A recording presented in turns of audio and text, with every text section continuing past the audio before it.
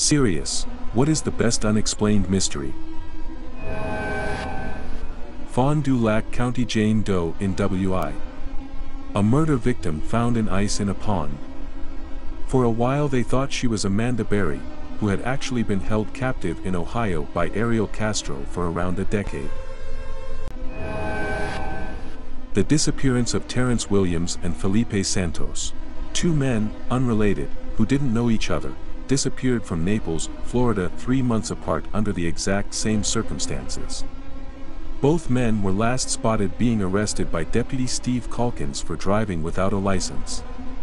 Neither men were taken to the jail. They just disappeared. His story is that he dropped both men off at Circle K convenience stores and drove away. There isn't as much evidence to go on with Santos' disappearance, but his story was actively disputed by the available evidence when it comes to Terrence's disappearance. For instance, he had Terrence's car towed and told the tow operator that the car was abandoned. But there were witnesses who saw him pull over Terrence and arrest him. What did he do with these men? My own theory is that he gave them a starlight ride. In other words, he drove them into the wilderness and dropped them off for them to walk home, and they died of exposure/dehydration. To me it makes the most sense with the evidence. But maybe he's a serial killer, who knows? A podcaster just used my Reddit posts about the case as the basis for his recent episode. I was pretty psyched. The disappearance of Brandon Swanson. Long story short, he was driving down a road in Minnesota in 2008 and came off into a ditch. He phoned his father to ask him to pick him up and told him where he was, and his father said he would pick him up at a nearby town called Lind and that Brandon should walk there and meet him. As his parents were on the way to pick him up, they were on the phone to him. They were unable to see him initially, so they asked him to flash his car's lights. Nothing. He said he could see the lights of a nearby town and would walk towards them. His father dropped his mother back at home and went back out to find him.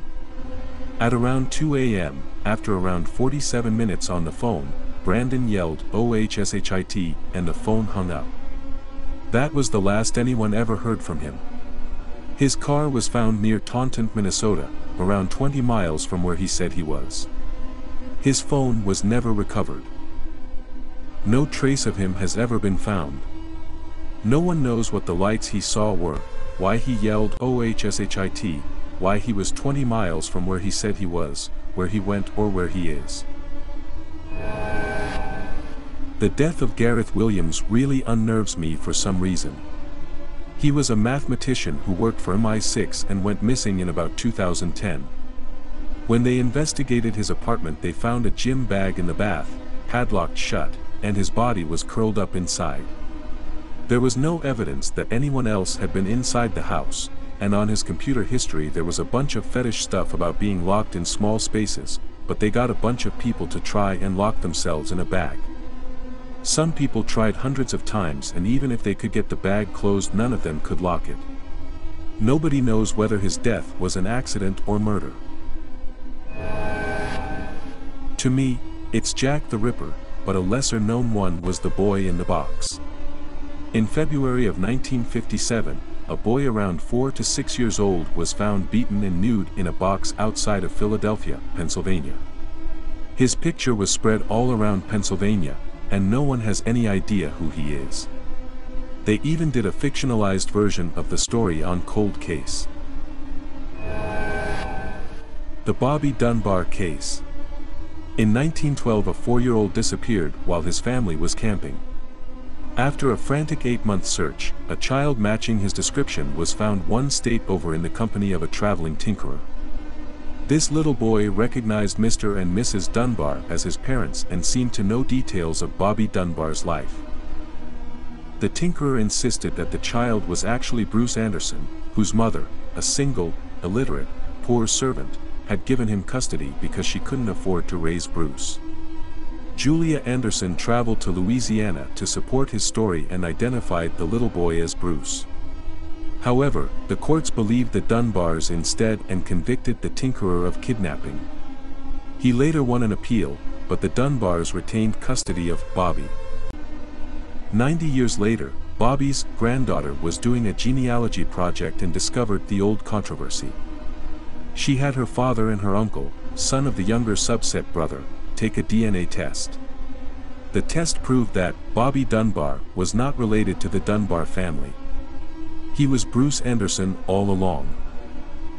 So, what happened to Bobby? Tara Calico, who disappeared in September 1988. A photograph of two children emerged in June 1989. It is speculated that the female is Tara.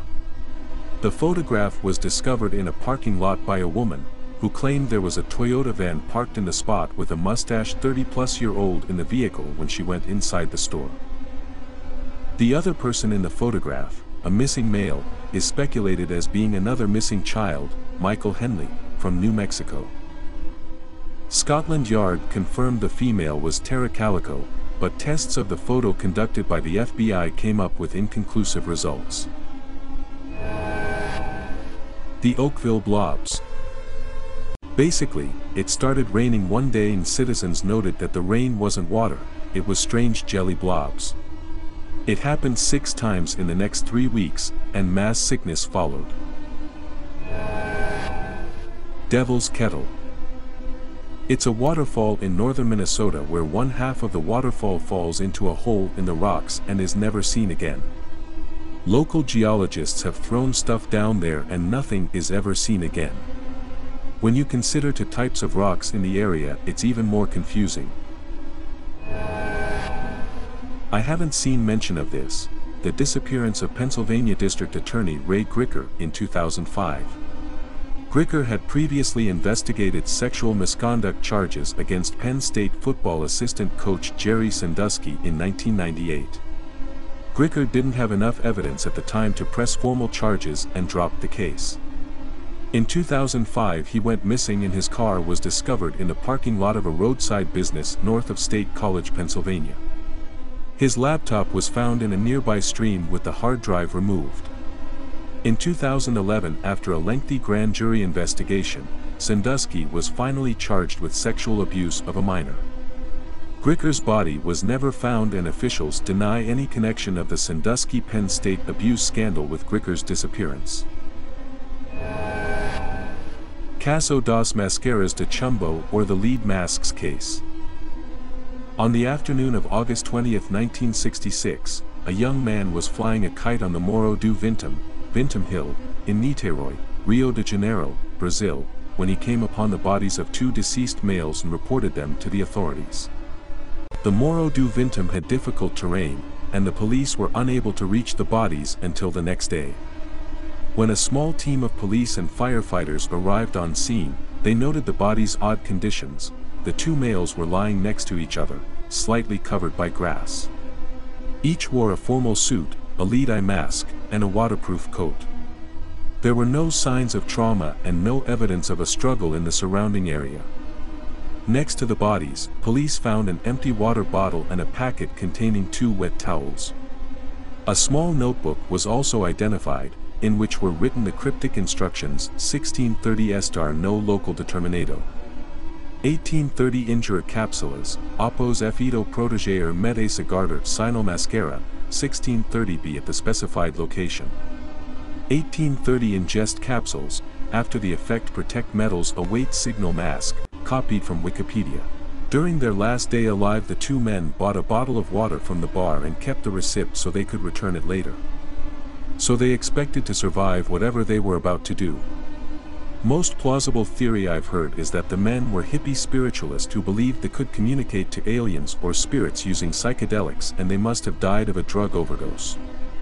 But what psychedelics caused drug overdoses with no signs of a struggle, and what's with the masks and raincoats? Just weirdness. The one that still holds my thoughts to this day is the disappearance of Kieran Horman.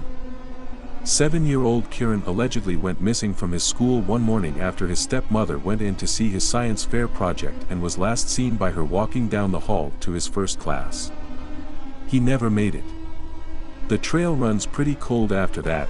The stepmother was suspected after it was found that she had made phone calls to a random island off the coast that day, but nothing ever proved itself of valuable evidence. Eventually it was revealed that the stepmother had asked the family's landscaper to kill her husband months before Kieran's disappearance. The landscaper was asked to wear a wire when speaking to her about it, but nothing came up. The father and stepmother divorced and he has a restraining order on her. The Valentic Disappearance. In the 1970s, a man flying a light plane flying over water from Melbourne, Australia to Tasmania claimed to air traffic that he was being followed. About 20 minutes into the conversation he claims it wasn't an aircraft, that the only sound is a metallic sound.